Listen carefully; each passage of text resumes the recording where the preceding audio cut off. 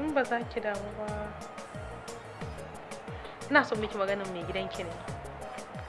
Ni ban yadda akan cewar rashin zuciya ne ya hana shi sana'a ba ko wani abin da zai yi. Kawai ina ga kaman ba yanda zai yi ne. Amma me zai hana ki turo shi sai a duba a sama mashi wani abu. To Hajiya haka dai kike gani cewa ba rashin zuciya ba ne. To amma Hajiya babu komai tunda dama shi can direban mota ne. Kawai abubuwan ne suka zo suka tsaya can wajen warshagale walle din shi yayi aikin ya gudu. So da haka yanzu na Hajiya ki kaddara komai duk yanda kika ce haka za a yi. Ina zuwa na je na ce masa ga yadda zai nake so a yi babu canji. Yadda nake so a yi haka za a yi. To ina ga ba damuwa.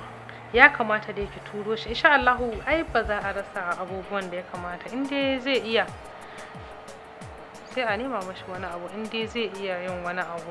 To kin ga in matan da dai ya iya tukin ma ai lafiya lau. Allah ya wallahi dama bani da direba ni ma zan samu sauki a cikin gidan nan sai ya zo ya dinga tuka ni ko. Ki kaddara ya zo ya gama ya zama direban ki.